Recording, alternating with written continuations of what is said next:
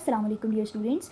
So our first topic is specific heat capacity. Before that, what is heat capacity? Heat capacity क्या होती है कि कोई भी जो सब्सटेंस है या कोई भी ऑब्जेक्ट है, कोई मटेरियल है, उसमें टेम्परेचर चेंज जो इतना हुआ है, जो टेम्परेचर चेंज हुआ है, लेट्स सपोज एक सब्सटेंस है, उसका टेम्परेचर 25 डिग्री सेल्सियस है, तो अगर कुछ टाइम के बाद उसका टेम्परेचर इंक्रीज हो जाता है, अगर हम उसको हीट देते हैं या किसी तरीके से उसका टेम्परेचर 30 पे, 35 पे या 40 पे पहुंच जाता है, तो हम कहते हैं कि अब टेम्परेचर जो इस बॉडी का चेंज हुआ है वो क्यों हुआ है, क्योंकि उसने हीट एब्जॉर्ब की। अब वो कितनी हीट को एब्जॉर्ब कर रहा है, जो टेम्परेचर चेंज हुआ ओवरऑल उस सब्सटेंस का या उस ऑब्जेक्ट का, तो ओवरऑल हीट भी तो चेंज हुई है कि पहले उसने इतनी हीट एब्जॉर्ब उसके अंदर स्टोर हुई थी, इतनी एब्जॉर्ब की हुई थी उसने। अब जब टेम्परेचर चेंज हुआ तो वो मजीद हीट को अपने अंदर एब्जॉर्ब कर लेता है। तो इस चेंज ऑफ टेम्परेचर की वजह से जो सब्सटेंस या जो ऑब्जेक्ट है, मटेरियल है, वो जितनी हीट को एब्जॉर्ब करता है, इसको कहते हैं हीट कैपेसिटी। ठीक है। सेकंड टर्म है specific heat capacity. Specific heat capacity is the amount of heat energy required to raise the temperature of a unit mass of a substance by 1 degree Celsius. Specific heat capacity क्या होती है?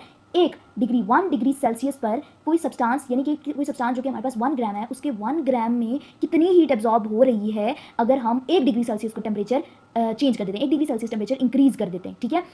मतलब कि overall हमारे पास जितना भी मास है या वेट है किसी मटेरियल का, सब्सटेंस का, तो अगर हम कहते हैं कि हमने इसमें स्पेसिफिक हीट कैपेसिटी फाइंड करनी है, तो स्पेसिफिक हीट कैपेसिटी का मतलब है कि ओवरऑल हीट कैपेसिटी नहीं, सिर्फ स्पेसिफिक, यानी कि इसके अंदर 1 ग्राम जो अमाउंट है वो 1 डिग्री सेल्सियस के चेंज होने पर कितनी हीट को एब्जॉर्ब कर रहा है या कितनी हीट को रिलीज कर रहा है, इसको कहते हैं specific heat capacity. For example water. अब वाटर की स्पेसिफिक हीट कैपेसिटी क्या है? 4.18 जूल पर ग्राम डिग्री सेल्सियस।